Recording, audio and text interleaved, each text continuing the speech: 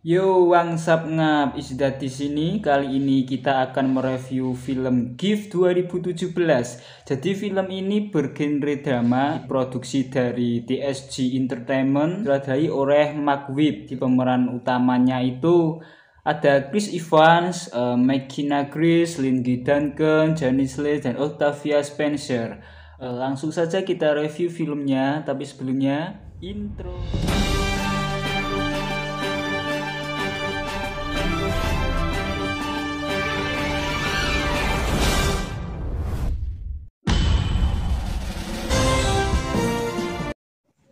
Assalamualaikum warahmatullahi wabarakatuh.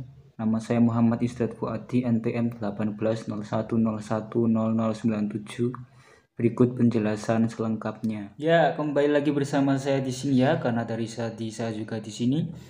Jadi film Gift yang akan saya bahas itu hanya pada bagian negosiasinya saja, karena ini merupakan tugas dari mata kuliah teknik negosiasi yang diampu oleh Bu Hidayah. Sekilas tentang film ini, jadi setelah kematian ibunya Mary Adler, itu diasuh oleh pamannya yaitu Frank Adler. Namun pada hari pertama di kelas 1 itu Mary menunjukkan bakat matematika yang luar biasa, dan hal itu mengesankan gurunya yaitu Bonnie Stevenson.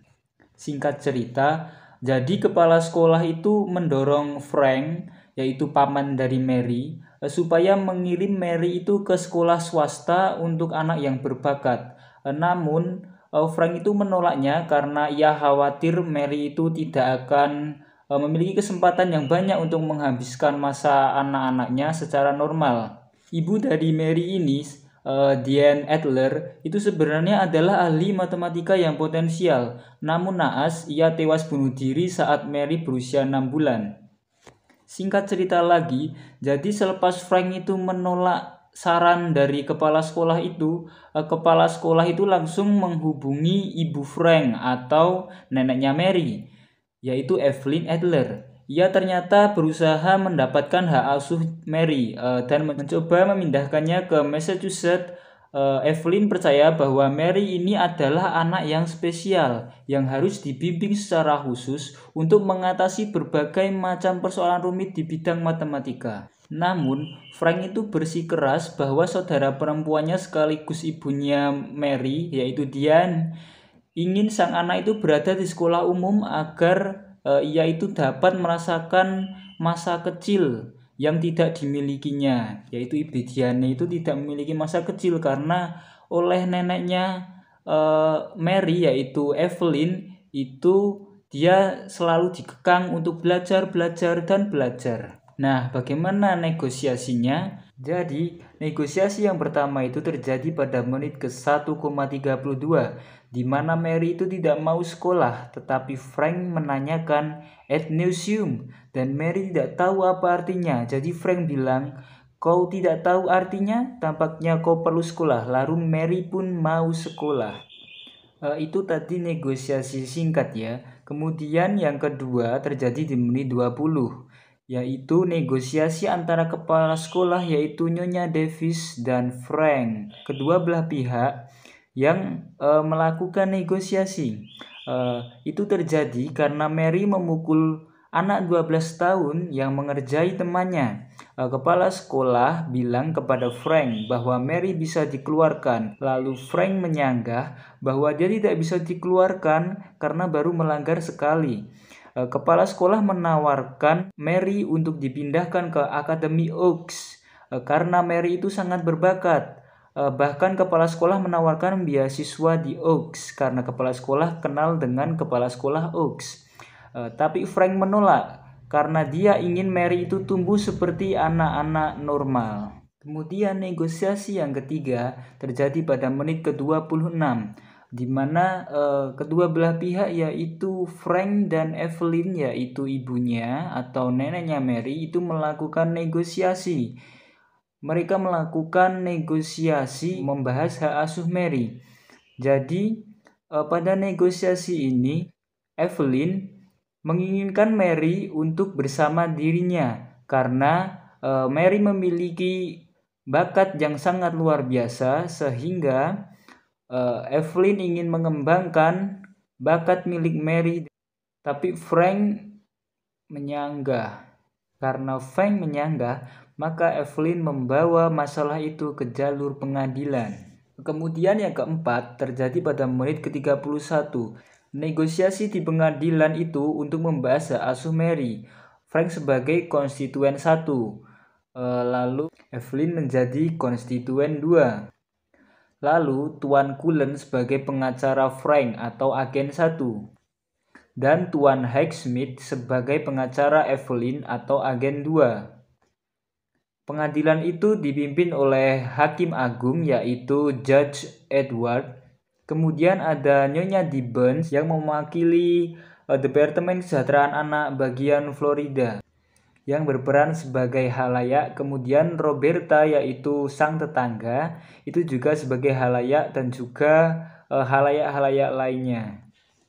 Jadi Tuan Highsmith sebagai pengacara Evelyn mengajukan tuntutan kepada hakim bahwasannya dia ingin bahwa Frank memberikan hak asuh sepenuhnya kepada Nyonya Evelyn karena tempat Frank itu sangat kotor dan tidak bersih, dan Frank mengambil hak asuh Mary sejak kecil. Sedangkan Tuan Cullen sebagai pengacara dari Frank menjelaskan bahwa jika masalah kebersihan yang menjadi tuntutan, berarti dimungkinkan tidak ada anak-anak lagi di daerah itu.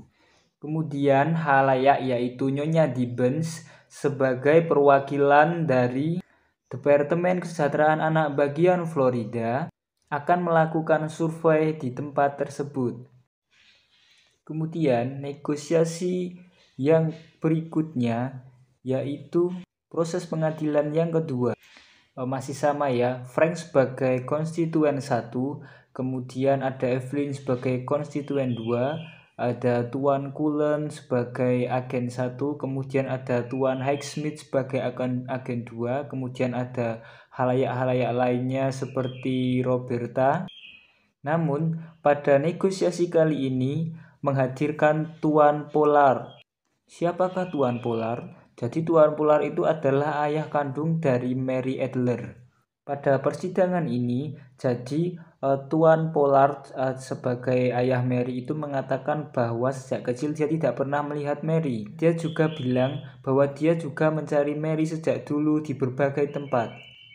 Tetapi kemudian agen 1 atau pengacara dari Frank yaitu Tuan Cullen, dia mengatakan bahwa apakah Anda bekerja di kantor dan memakai sebuah laptop. Jadi jika dia memakai sebuah laptop harusnya dia bisa mencarinya di Google. Setelah Tuan Cullen menyuruh Tuan Pollard untuk mencari nama Mary di Google, yang terjadi adalah terdapat berita bahwa 2 lebih baik. Artinya Mary ini adalah seseorang yang jenius seperti ibunya dulu yaitu Diane Adler. Jadi hakim setuju bahwa hak asuh tidak pada ayah Mary.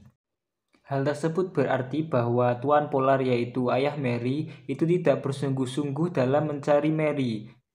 Negosiasi berikutnya terjadi pada menit ke 1 menit lebih 3 detik. Yaitu di mana Tuan Cullen mengajukan beberapa pertanyaan kepada Evelyn. Kesimpulan dari beberapa pertanyaan tersebut adalah bahwa Diane Adler selama masa kecilnya tidak pernah sama sekali liburan, tidak pernah sama sekali bermain dengan teman-temannya. Bahkan Tuan Cullen bertanya kepada Evelyn, jadi apa yang dia lakukan selama ini? Kemudian Nyonya Evelyn menjawab, dia sangat tertarik kepada matematika dan dia sangat menekuni matematika. Jadi setiap harinya itu diisi dengan belajar. Kemudian Tuan Cullen juga bertanya, siapa Paul Riva? Jadi Paul Riva ini adalah cinta pertama dari Diane. Tetapi sang ibu yaitu Evelyn menganggap Diane itu baru berusia 17 tahun dan dia harus tetap fokus untuk belajar. Singkat cerita, Paul Riva ini mengajak Diane ke berlibur, tetapi Evelyn menuduh bahwa Paul Riva itu menculik anaknya yaitu Diane. Padahal Paul Riva itu mengajaknya berliburan untuk bermain ski.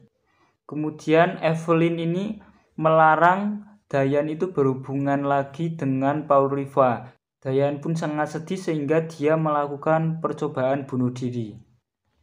Tetapi walaupun dipojokkan oleh Tuan Cullen, Evelyn tetap bersikeras bahwa apa yang dia lakukan selama ini benar dan menganggap bahwa tindakannya sangat tepat untuk membangun potensi yang ada pada Diane.